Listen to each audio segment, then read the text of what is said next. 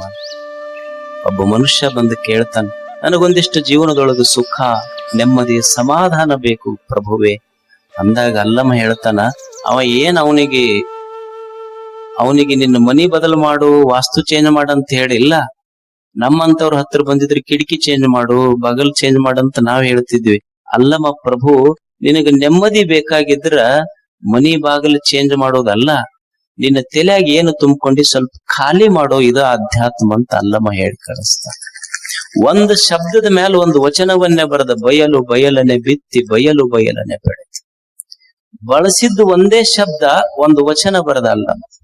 ಬಯಲು ಬಯಲನೆ ಬಿತ್ತಿ ಬಯಲು ಬಯಲನೆ ಬೆಳೆದು ಬಯಲು ಬಯಲಾಗಿ ಬಯಲಾಯಿತ. ಬಯಲು ಜೀವನ, ಬಯಲು ಭಾವನ, ಬಯಲು ಬಯಲಾಗಿ ಬಯಲಾಯಿತು. ನಿಮ್ಮ ಪೂಜಿಸಿದವರು ಮುನ್ನವೇ ಬಯಲಾದರು, ನಿಮ್ಮ ಪೂಜಿಸಿ ಬಯಲಾದೆ ಕೋಟೇಶ್ವರ. ಎಷ್ಟು ಸುಂದರ ಮಾತು ಹೇಳ್ತಾನೆ. ಬಯಲು ಬಯಲನೆ ಬಿತ್ತಿ ಬಯಲು ಬಯಲನೆ ಬೆಳೆದು. ಈಗ ನಿಮ್ ಮನಿ ಐತಿ, ಮನ್ಯಾಗ ಗಾಡಿ ಕಟ್ಟಿರಿಲ್ಲಿ, ಮನ್ಯಾಗ ಗಾಡಿ ಕಟ್ಟಿರಿ. ಇದು ಅಡಿಗೆ ಮನಿ, ಇದು ದೇವ್ರ ಮನಿ, ಇದು ಬೆಡ್ರೂಮ್, ಇದು ಟಿವಿ ರೂಮ್ ಅಂತ ಹೇಳ್ತಿರಲ್ಲ, ಎದರಿಂದ ಹೇಳ್ತೀರಿ? ಗ್ವಾಡಿ ಕಟ್ಟಿದ್ದಕ್, ಹೌದಲ್? ಗ್ವಾಡಿ ತೆಗೆದು ಬಿಡ್ರಿ. ಮೊದಲೇನಿತ್ತು? ಬೈಲ ಇತ್ತು. ಗ್ವಾಡಿ ತೆಗೆದು ಬಿಟ್ರೆ ಉಳಿದಿದ್ದು ಬೈಲ್ ಅಷ್ಟೆ. ಆದ್ರೆ ಶಿಷ್ಯನಿಗೆ ಗುರು ಬೋಧಿಸಿದ್ದು ಬಯಲು ಬೋಧೆ. ಗುರು ಏನ್ ಹೇಳ್ತಾನ ಶಿಷ್ಯನಿಗೆ ಅಂದ್ರ, ನಾನು ನಿನಗೆ ಬಯಲು ಬೋಧೆ. ಬಯಲು ಬೋಧೆ ಅಂದ್ರ ತಲೆಯಾಗಿಂದ ತೆಗೆದಾಕಷ್ಟೆ. ಗುರು ಶಿಷ್ಯನಿಗೆ ಬೋಧಿಸಿದ್ದು ಬಯಲು, ಶಿಷ್ಯನ ಸಾಧನೆ ಬಯಲು. ಗುರು ಕೊಟ್ಟ ಮಂತ್ರ ಬಯಲು, ಶಿಷ್ಯ ಸಾಧಿಸಿದ ತಂತ್ರ ಬಯಲು. ಗುರು ಬಯಲು, ಶಿಷ್ಯ ಬಯಲು, ಬಯಲಷ್ಟೇ ಜೀವನ. ಬಯಲು ಬಯಲನೆ ಬಿತ್ತಿ ಬಯಲು ಬಯಲನೆ ಬೆಳೆದು. ಗುರು ಶಿಷ್ಯನ ಎದೆಯಲ್ಲಿ ಬಿತ್ತಿದ್ದೂ ಬಯಲು, ಶಿಷ್ಯ ಬೆಳೆದಿದ್ದು ಬಯಲು. ಬಯಲು ಬಯಲಾಗಿ ಬಯಲಾಗಿತ್ತ. ಇರುವುದು ಬರೀ ಬಯಲಷ್ಟೆ. ಜೀವನ ಬಯಲೈತಿ. ಏನೈತಿ ಜೀವನ ಹೇಳ್ರಿ? ಈಗ ನಾವೇನಂತೀವಿ? ಸುಮ್ನೆ ಒಂದ್ ಕ್ಷಣ ಕೇಳ್ರಿ. ನೀವ್ ಎಲ್ಲಿಂದ ಬಂದಿರಿ ಅಂದ್ರ ನಾವು ಕೊಡುವ ಉತ್ತರ ಅಂದ್ರ ನಮ್ ತಂದೆ ತಾಯಿ ಹೊಟ್ಟೆಗಿಂದ ಬಂದೀವಿ ಅಂತೀವಿ ನಾವು. ಸುಮ್ಮನೆ ವಿಚಾರ ಮಾಡಿ ನೋಡ್ರಿ, ಒಂದಿಷ್ಟು ವಿಮರ್ಶ. ಒಂದು ಜೀವ ಭೂಮಿಗೆ ಬಂದಿತ್ತು ಎಲ್ಲಿಂದ? ಒಬ್ಬನಿಗೆ ನಾವು ತಂದೆ ಅಂತ ಕರಿತೀವಿ. ಯಾಕೆ ಅವನಿಗೆ ತಂದೆ ಅಂತ ನಾವು ಕರೆದಿವಿ ಅಂದ್ರ, ಈಗ ಒಬ್ಬ ವ್ಯಕ್ತಿ ಬಂದಿದ್ದು ಎಲ್ಲಿಂದ ಅಂತ ಕೇಳ್ರಿ, ಅವ ತಾಯಿಯ ಗರ್ಭದಿಂದ ಅಂತ. ಅವ ತಾಯಿಯ ಗರ್ಭದಿಂದ ಭೂಮಿಗೆ ಬರುವುದಕ್ಕಿಂತ ಮುಂಚೆ ತಾಯಿಯ ಗರ್ಭದೊಳಗಿದ್ದ. ತಾಯಿಯ ಗರ್ಭಕ್ಕೆ ಬರುವುದಕ್ಕಿಂತ ಮುಂಚೆ ತಂದೆಯ ಸಪ್ತ ಧಾತುಗಳ ರೂಪದಲ್ಲಿ. ತಂದೆಯೊಳಗ ಸಪ್ತ ಧಾತುಗಳೆಲ್ಲಿಂದ ಬಂದು ಅಂದ್ರೆ ಉಂಡ ಅನ್ನದಿಂದ ಬಂದು ಅನ್ನದೊಳಗಿತ್ತು. ಅನ್ನ ಎಲ್ಲಿಂದ ಬಂತು ಅಂದ್ರೆ ಬೆಳೆದ ಬೆಳೆಗಳು ಸಸ್ಯಗಳಿಂದ ಬಂತು, ಸಸ್ಯದೊಳಗಿತ್ತು. ಸಸ್ಯ ಎಲ್ಲಿಂದ ಬಂತು ಅಂದ್ರೆ ಭೂಮಿಯಿಂದ ಬಂತು, ಭೂಮಿಯೊಳಗಿತ್ತು. ಭೂಮಿ ಎಲ್ಲಿಂದ ಬಂತು ಅಂದ್ರೆ ಬಯಲಿನಿಂದ ಬಂತು. ನಾನು ಯಾಕೆ ಇವನಿಗೆ ತಂದೆ ಅಂದೆ ಅಂದ್ರ, ನಾನು ಮೊದಲ ಬಯಲಿನೊಳಗಿದ್ದೆ. ಬಯಲಿನಿಂದ ಪಂಚ ಮಹಾಭೂತಗಳ ಭೂಮಿಗೆ ತಂದ, ಭೂಮಿಯಿಂದ ಸಸ್ಯಗಳಿಗೆ ತಂದ, ಸಸ್ಯದಿಂದ ಅನ್ನಕ್ಕ ತಂದ, ಅನ್ನದಿಂದ ಸಪ್ತ ಧಾತುಗಳಿಗೆ ತಂದ, ಸಪ್ತ ಧಾತುಗಳಿಂದ ತಾಯಿಯ ಗರ್ಭಕ್ಕೆ ತಂದ, ತಾಯಿಯ ಗರ್ಭದಿಂದ ನನ್ನನ್ನು ಭೂಮಿಗೆ ತಂದಿದ್ದಕ್ಕಾಗಿ ನೀನು ನನಗೆ ತಂದೆಯಾದೆ. ಅವಾಗ ತಾಯಿ ಅಂತ ಯಾಕಂದ್ರು ಅಕ್ಕಿ ಅಪ್ಪ ಕೊಟ್ಟಿದ್ದ ತಾ ಅಂತ ಇಸುಗೊಂಡಿದ್ದಕ್ಕೆ ತಾಯಿಯ. ತಂದೆ ಎಲ್ಲಿಂದ ಕರ್ಕೊಂಡು ಬಂದನಂದ್ರ ನಾನು ಬಯಲಿನಿಂದ ಬಂದವನಷ್ಟೆ. ತಂದೆ ತಾಯಿಯಿಂದ ಬಂದವನಲ್ಲ. ನಾವ್ ಅಂತೀವಿ ತಂದೆ ತಾಯಿ ರಕ್ತ ಹಂಚ್ಕೊಂಡು ಹುಟ್ಟಿವ್ರಿ ನಾವು ಅಂದ್ರೆ. ನೋಡ್ರಿ, ತಂದೆ ತಾಯಿ ರಕ್ತ ಎರಡು ಕೂಡ್ಸಿ ಒಂದ್ ತಾಟ್ನಾಗ ಇಟ್ಟು ನೋಡ್ರಿ, ಮಗು ಹುಟ್ಟುತ್ತವೇನು? ಹುಟ್ಟುವುದಿಲ್ಲ. ನಾನು ಬಯಲಿನಿಂದ ಬಂದವ. ಹೋಗುವುದೆಲ್ಲಿಗೆ? ಮತ್ತು ಬಯಲಿಗೆ ಹೋಗುವುದು. ಈಗ ಒಬ್ಬ ವ್ಯಕ್ತಿ ಸತ್ತ ಅಂದ್ರೆ ಏನಂತಾರ ನೋಡ್ರಿ, ಏನಂತಾರ? ಪಂಚಭೂತಗಳಲ್ಲಿ ಲೀನ ಆದರು ಅವರು. ಅಂದ್ರ ದೇಹದೊಳಗಿರುವ ಅಸ್ಥಿ ಮಾಂಸಗಳು ಮಣ್ಣಿಗೆ ಕೂಡ್ತಾವ, ರಕ್ತ ನೀರಿಗೆ ಕೂಡ್ತೈತಿ, ಮೈ ತಣ್ಣಗಾಗೈತಿ ಅಂತಾರ ಇಲ್ಲಿ ಸತ್ತ. ಅಗ್ನಿಗೆ ಕೂಡ್ತೈತಿ, ಗಾಳಿಗೆ ಕೂಡ್ತು. ಉಳಿದಿದ್ದೇನು? ಬಂದಿದ್ದು ಬಯಲಿನಿಂದ, ಕೊನೆಗೆ ಹೋಗುವುದು ಬಯಲಿಗೆ. ಜೀವನ ಅನ್ನೋದು ಬರೀ ಬಯಲಷ್ಟೆ. ಇಲ್ಲಿ ಏನೂ ಇಲ್ಲ. ಇದು ದೇಹ ಅಂದ್ರ ಈ ಪಂಚ ಮಹಾಭೂತಗಳ ಪಾರ್ಟ್ನರ್ಶಿಪ್ ಬಿಸಿನೆಸ್ ಇದು ಅಷ್ಟೆ. ಈ ಮಣ್ಣು, ನೀರು, ಗಾಳಿ, ಬೆಳಕದವಲ್ಲ, ಇವುದೊಂದು ಜಾಯಿಂಟ್ ವೆಂಚರ್. ಇದು ಪಾರ್ಟ್ನರ್ಶಿಪ್ ಬಿಸಿನೆಸ್ ಐತಿದ್. ಇದು ಹೋತು ಅಂದ್ರ ವಯಸ್ಸಿದ್ದಾಗ ಎಲ್ಲಾ ಬಿಸಿನೆಸ್ ಚಲೋ ಇರ್ತೈತಿ. ವಯಸ್ಸಾಗಿಂದ ಒಂದೊಂದು ಒಬ್ಬೊಬ್ರಿಗೆ ವ್ಯವಹಾರ ಚಲೋ ಇದ್ದಾಗ ಎಲ್ಲಾ ಪಾರ್ಟ್ನರ್ಸ್ ಚಲೋ ಇರ್ತಾರ. ವ್ಯವಹಾರ ಸ್ವಲ್ಪ ಕಡಿಮೆ ಆತು ಅಂದ್ರ ಎಲ್ಲರೂ ಪಾರ್ಟ್ನರ್ಸ್ ಒಬ್ಬೊಬ್ರು ಹಿಂದಕ್ ತಕೊಂತಾರ. ಹಂಗ ವಯಸ್ಸಿದ್ದಾಗ ಹರೆ ಇದ್ದಾಗ ಎಲ್ಲರೂ ಪಾರ್ಟ್ನರ್ಸ್ ಇರ್ತಾರ. ಯಾವಾಗ ಮುಪ್ಪಾಗಕತ್ತು ಒಬ್ಬೊಬ್ರು ಪಾರ್ಟ್ನರ್ಸ್ ಹಿಂದಕ್ ಹೋಗ್ತಾರ. ಬಂದಿದ್ದು ಬಯಲಿನಿಂದ ಹೋಗುವುದು ಬಯಲು ಅಷ್ಟೆ. ಮನಸ್ಸು ದೇಹ ಬಯಲು, ಮನ ಬಯಲು, ಮನಸ್ಸು ಸಹಿತ ಬಯಲು. ಮನಸ್ಸಂದ್ರೆ ಏನಿದು? ಮನಸ್ಸು ಅಂದ್ರ mind is not a thing, it is an event. ಮನಸ್ಸಂದ್ರ ಇದೊಂದು ವಸ್ತು ಅಲ್ಲ, ಪದಾರ್ಥ ಅಲ್ಲ, ಇದೊಂದು ಈವೆಂಟ್ ಅಷ್ಟ. ಈಗ ನೀವು ಪ್ರವಚನ ಕೂಡಿರಿ, ಇದಕ್ಕೇನಂತ ಕರೀತಾರ? ಸಭಾ ಅಂತ ಕರೀತಾರೆ. ಇದಕ್ಕೆ ಹೌದಾ? ನೀವು ಮೊದಲು ಬರೋದಕ್ಕಿಂತ ಏನಿತ್ತಿಲ್ಲ, ಏನ್ರ ಸಭಾ ಇತ್ತನ? ಏನು ಇಲ್ಲ, ಬರೀ ಬೈಲಿತ್ತು. ನೀವು ಹೋದ್ಮೇಲೆ ಏನು? ಬೈಲ. ಸಭಾ ಎಲ್ಲೋತ್ ಹೇಳ್ರಿ? ಈ ಸಭಾ ಅನ್ನೋದು ಸುಮ್ಮನೆ ಒಂದು ಕಲ್ಪನಾ ಅಷ್ಟೇ ನಮಗ. ಮೊದಲಿದ್ದಿದ್ದು ಬೈಲ, ನೀವು ಹೋದ್ಮೇಲೆ ಉಳಿಯುವುದು ಬೈಲ. ಹಂಗ ಮನಸ್ಸು ಅನ್ನೋದೊಂದು ಆಕಾಶ. ಅದ್ರೊಳಗ ನಮ್ಮ ಮನಸ್ಸಿನೊಳಗೆ ಏನು ಭಾವನೆಗಳು ಬರ್ತಾವಲ್ಲ, ಅವು ಸುಮ್ಮನೆ ಚಲಿಸುವ ಮೋಡಗಳಷ್ಟೇ. ಸುಖ, ದುಃಖ, ಕಾಮ, ಕ್ರೋಧ, ಲೋಭ ಇವೇನು ಭಾವನೆಗಳು ಬಂದಾವಲ್ಲ, ಮನಸ್ಸನ್ನುವಂಥ ಆಕಾಶದೊಳಗಿನ ಚಲಿಸುವ ಮೋಡಗಳಷ್ಟೇ. ಮೊದಲೂ ಬಯಲಿತ್ತು, ಈಗೂ ಬಯಲಷ್ಟೇ. ಭಾವನೆಗಳು ಬಯಲದ, ಬಯಲು ಎಲ್ಲ ಇಲ್ಲಿರುವುದು. ಈಗ ನೀವು ಮದುವೆ ಆಗ್ತೀರಿ, ಯಾವ ಬಯಲು ಖರೆ ಐತಿ ಹೇಳ್ರಿ? ಈಗ ನೀವು ಮದುವೆ ಆಗ್ತಿರಲ್ಲ, ಮದುವೆ ಆಗುವಾಗ ಏನಂತೀರಿ? ಇವ್ರು ಎಡಕ್ ಕೂಡಬೇಕು, ಇವ್ರು ಬಲಕ್ ಕೂಡಬೇಕು ಅಂತಾರೆ. ಯಾರು ಎಡಕ್? ಹೆಣ್ಮಕ್ಳು ಎಡಕ್ ಕೂಡೋದೇನ್? ಗಂಡ್ಮಕ್ಳು? ಹೆಣ್ಮಕ್ಳು ಎಡಕ್ ಕೂಡವು. ಈಗ ನೋಡ್ರಿ, ಮದುವೆ ಆಗಾಗ ಎಡ ಬಲ. ನೀವು ಮದುವೆ ಆಗಾಗ ಎಡಕ್ಕರ ಕೂಡ್ಸ್ಕೊಡ್ರಿ, ಬಲಕ್ಕರ ಕೂಡ್ಸ್ಕೊಡ್ರಿ, ಮದುವೆ ಆಗಿನ ತಲೆ ಮೇಲೆ ಕುಂದ್ರದವ್ರು.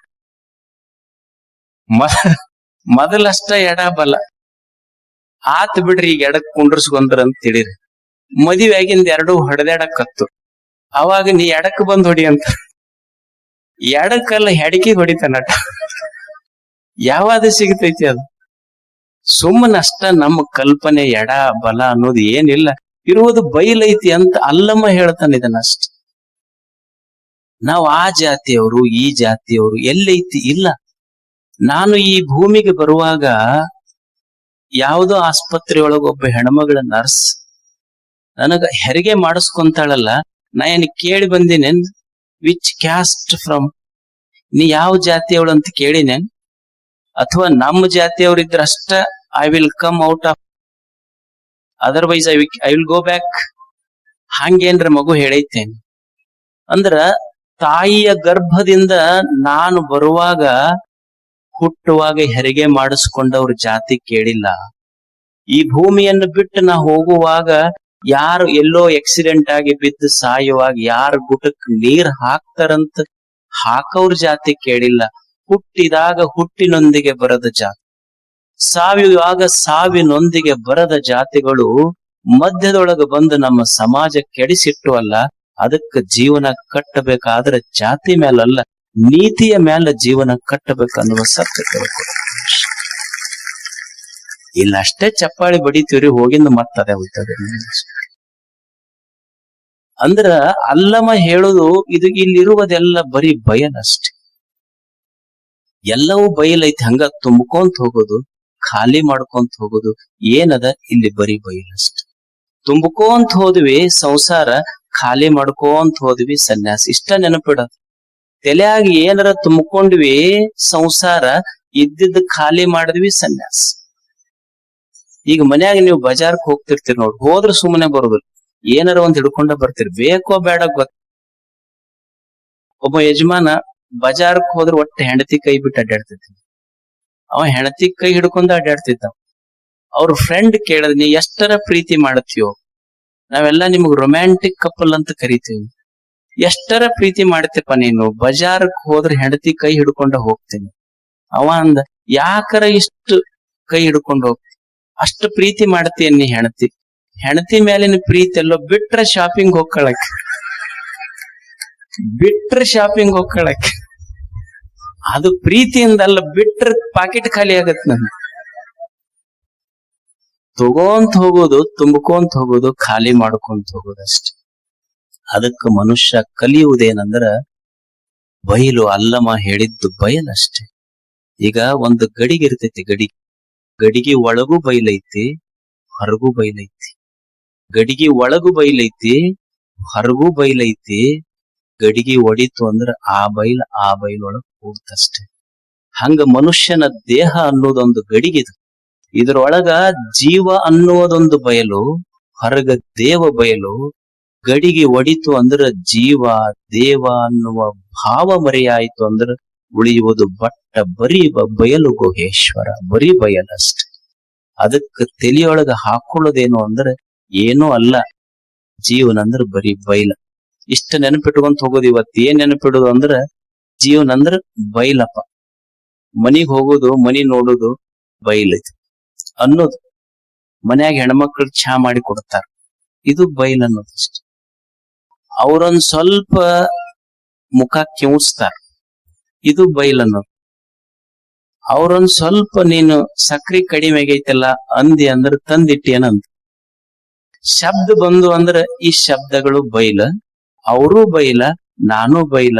ಒಂದು ದಿವ್ಸ ಎಲ್ಲವೂ ಬಯಲಾಗ್ತೈತಿ ಅನ್ನೋದು ಮಾತ್ರ ಸತ್ಯ ತಿಳ್ಕೊಳ್ಳೋದಷ್ಟೆ. ಬಯಲಿನ ಕಡೆ ಹೋಗೋದು. ಅದಕ್ಕೆ ಪ್ರವಚನ ಅಂದ್ರೆ ಏನರೇ ಅಲ್ಲ. ಪ್ರವಚನ ಅಂದ್ರೆ ಏನು ತುಂಬಿಕೊಂಡಿವಿ ಅದನ್ನ ಖಾಲಿ ಮಾಡ್ಕೊಂಡು. ಅದಕ್ಕ ನೀವೀಗ ಪ್ರವಚನಕ್ಕೆ ಬರ್ತಿರಲ್ಲ, ಬರುವಾಗ ಇದನ್ನ ತಲೆಯಾಗ ಇಟ್ಕೊಂಡ್ ಬರ್ಬೇಕು. ಇವ್ರೇನ ಕನ್ನಡದಾಗ ಹೇಳ್ತಾರ, ಏನ್ ಇಂಗ್ಲಿಷ ಜಾಸ್ತಿ ಹೇಳ್ತಾರ, ಏನು ಸಂಸ್ಕೃತ ಬಳಸೋದಿಲ್ಲ, ಆ ಧರ್ಮ ಹೇಳ್ತಾರ, ಈ ಧರ್ಮ ಹೇಳ್ತಾರ, ಇವು ತಲೆಯಾಗ ಇಟ್ಕೋಬಾರ್ದು. ನಮಗ್ ಬೇಕಾಗಿದ್ದೇನು ಆ ಧರ್ಮ ಈ ಧರ್ಮ ಅಲ್ಲ, ಸಂಸ್ಕೃತ ಇಂಗ್ಲಿಷ್ ಅಲ್ಲ. ಏನಾರ ಹೇಳ್ತಾರಂತ ತಲೆಯಾಗ ಇಟ್ಕೋಬಾರ್ದು. ಈಗ ಮಗು ಅಳ್ತಿರ್ತೈತಿ, ಅಳುವ ಮಗುವಿಗೆ ಏನು ಬೇಕು? ತಾಯಿಯ ಜೋಗಳ ಬೇಕಷ್ಟೆ. ಆಕಿ ನಮ್ಮವ್ವ ಇಂಗ್ಲಿಷ್ನಾಗ ಹಾಡ್ತಾಳೋ, ಕನ್ನಡದಾಗ ಹಾಡ್ತಾಳೋ, ಯಶ್ ಜಾನಕಿ ಹಾಡ್ದಂಗ ಹಾಡ್ತಾಳೋ, ಶ್ರೇಯಾ ಘೋಷಲ್ ಹಾಡ್ದಂಗ ಹಾಡ್ತಾಳೋ, ತಗೊಂಡ್ ಏನು ಮಾಡೋದದ? ಅಳುವ ಮಗುವಿಗೆ ಬೇಕಾಗಿದ್ದದ್ದು ತಾಯಿಯ ಜೋಗಳಷ್ಟೇ. ತೊಟ್ಟಲ್ದಾಗ ಹಾಕಿ ತಾಯಿ ಜೋಗಳ ಶುರು ಮಾಡಿದ್ರ ಕೇಳ್ಕೊಂತ ಮಗು ಮಲಗಬೇಕು, ಹಾಡ್ಕೊಂತ ತಾಯಿ ಮಲಗಬೇಕು, ಜೋಗಳ ಮರೆತಿರ್ಬೇಕು. ಹಂಗ ಕೇಳ್ಕೊಂತ ನೀವು ಮರೆತಿರ್ಬೇಕು, ನಾವು ಮರೆತಿರ್ಬೇಕು. ಈ ಮರೆಯುವುದೇ ಪ್ರವಚನ ಅಷ್ಟ, ನೆನಪಿಡೋದು ಪ್ರವಚನ. ಇದು ಸುಮ್ಮನೆ ಮನಸ್ಸು ಮಲಗಸಾಕಷ್ಟ. ಪ್ರಪಂಚ ಅಂದ ಮೇಲೆ, ಸಂಸಾರ ಅಂದ ಮೇಲೆ ತಾಪ ಕೊಡ್ತೈತಿ, ಹೌದಲ್ಲ? ಪ್ರಪಂಚ ತಾಪ ಕೊಡ್ತೈತಿ ನಮಗ್, ಸಂಸಾರ ತಾಪ ಕೊಡ್ತೈತಿ. ಇದು ಬಿಟ್ಟಿರಾಕ ಏನ್ರ ಆಗತ್ತೆ? ಬಿಟ್ಟಿರಕ್ ಆಗೋದು. ಇಲ್ಲಿ ಸ್ವಲ್ಪ ದುಃಖ ಐತಿ, ತಾಪ ಐತಿ, ಇರುವುದೇ ಇದು ಪ್ರಪಂಚ. ಈಗ ನೀವು ತಾಯಂದಿರದಿರಿ, ಮನ್ಯಾಗ ಸಾರು ಮಾಡ್ತೀರಿ. ಸಾರು ಮಾಡಿದಾಗ ಸಾರು ಸುಡ್ತೈತೆ, ಮತ್ ನೀವು ಅನ್ನ ನಿಡ್ಕೊಂಡಿರಿ ತಾಟ್ನಾಗ, ಹೋಗಿ ಬೊಗಸಿಲೆ ಸಾರು ಹಾಕೊಳಕ್ ಏನ್ರ ಆಗುತ್ತ? ಹೊಟ್ಟೆರ ಹಸ್ತೈತಿ, ಸಾರರ ನಿಡ್ಕೋಬೇಕು. ನಾ ಸಾರ ನಿಡ್ಕೊಳಕ್ ಹೋದ್ರ ಸುಡ್ತೈತಿ, ಬಿಟ್ರ ಹೊಟ್ಟೆ ಹಸ್ತೈತಿ. ನಾವೇನ್ ಒಂದು ಟೆಕ್ನಿಕ್ ಯೂಸ್ ಮಾಡ್ತೀವಿ ಅಂದ್ರೆ, ಒಂದ್ ಸೌಟ್ ತಗೊಂತೀವಿ, ಒಂದ್ ಚಮಚ ತಗೊಂಡು ಸುಡುವ ಸಾರ್ನಾಗ ಎತ್ತಿ ನನ್ನ ತಾಟ್ನಾಗಿನ ಅನ್ನದ ಮ್ಯಾಲ ಹಾಕೊಂಡ್ ಉಂಡು ಬದುಕೋದು. ಹಂಗ ಈ ಪ್ರಪಂಚ ಅನ್ನೋದೇನೈತಲ್ಲ, ನಮ್ಮ ಸಂಸಾರ ಜಗತ್ ಅನ್ನೋದು ಇದೊಂದು ಸುಡಾ ಸಾರಿನ ಬಗೊಂಡಿದ್ದಂಗಿದೆ. ಇದನ್ನ ಬಿಟ್ಟಿರಾಕು ಆಗೋದಿಲ್ಲ, ಯಾಕಂದ್ರ ನಡೆಯುವುದಿಲ್ಲ. ಇದನ್ನ ಹಂಗ ಬಳಸ್ತೀಯ, ಸುಡ್ತೈತಿ, ಇದು ತಾಪ ಕೊಡ್ತೈತಿ. ಇದು ಪ್ರಪಂಚ ಅನ್ನೋದು ಇದೊಂದು ಸುಡುವ ಸಾರಿನ ಬೊಗೋಣಿ. ಹಂಗ ಬಳಸಾಕ್ ಹೋದ್ರ ತಾಪ ಕೊಡ್ತೈತಿ. ಇದನ್ನ ಹೆಂಗ ಬಳಸಬೇಕು ಅಂದ್ರ, ಪ್ರವಚನ ಅನ್ನೋ ಒಂದು ಸೌಟ್ ಹಿಡ್ಕೊಂಡು ಬಳಸದಿ ಅಂದ್ರ ಸುಡುದಿಲ್ಲಿದು. ಹಂಗ ಪ್ರವಚನ ಕೇಳೋದಷ್ಟೆ. ಅದಕ್ಕ ಇದೊಂದು ಪ್ರಪಂಚದೊಳಗ, ತಾಪ ಕೊಡುವ ಪ್ರಪಂಚದೊಳಗ ತಾಪಿಲ್ಲದಂಗ ಕಲಿಸುವ ಮಾರ್ಗಕ್ಕನ ಪ್ರವಚನ ಅಂತ ಕರೀತಾರ. ಇದನ್ನ ಪತಂಜಲ ಮಹರ್ಷಿಗಳು ಇದಕ್ಕ ಚಿತ್ತ ವೃತ್ತಿ ನಿರೋಧ ಅಂತ ಕರೆದ್ರು. ಅಲ್ಲಮ ಬಯಲು ಅಂತ ಬಳಸದ, ಅಲ್ಲಮ ಬಯಲು ಅಂತ ಬಳಸಿದ್ರು ಪತಂಜಲ ಮಹರ್ಷಿಗಳು. ಅವರು ಯೋಗ ಅಂದ್ರೆ ಏನಲ್ಲ, ಮನಸ್ಸು ಖಾಲಿ ಮಾಡಿಕೊಳ್ಳೋದು, ಮನದ ವೃತ್ತಿಗಳನ್ನು ಖಾಲಿ ಮಾಡು. ಮನುಷ್ಯ ದುಃಖ ಕಳ್ಕೋಬೇಕು, ಆನಂದ ಪಡಿಬೇಕು, ಸಮಾಧಾನದಿಂದ ಇರಬೇಕಾದ್ರೆ ಏನು ಮಾಡಬೇಕು? ಅಲ್ಲಮ ಹೇಳಿದ್ದು ಒಂದೇ, ಪತಂಜಲರು ಹೇಳಿದ್ದು ಒಂದೇ. ಸಂತರು ಭಿನ್ನ, ಗ್ರಂಥಗಳು ಭಿನ್ನಿರಬಹುದು, ಪಂಥಗಳು ಭಿನ್ನಿರಬಹುದು, ಸಂತರು ಭಿನ್ನಿರಬಹುದು, ಆದ್ರೆ ಸಂದೇಶ ಒಂದೇ ಅನ್ನೋದು ನೆನಪಿಟ್ಟಿರ್ಬೇಕು ನಾವಷ್ಟು. ಗ್ರಂಥ, ಪಂಥ, ಸಂತರು ಭಿನ್ನಿದ್ರು ಸಂದೇಶ ಒಂದೇ. ಅಂಥ ಪತಂಜಲ ಮಹರ್ಷಿಗಳು ಒಂದು 10 ವ್ರತಗಳನ್ನು ಹೇಳ್ತಾರೆ. ಒಬ್ಬ ಮನುಷ್ಯ ಸುಖವಾಗಿ ಬದುಕಬೇಕಾದ್ರೆ ಹೆಂಗ ಬದುಕ,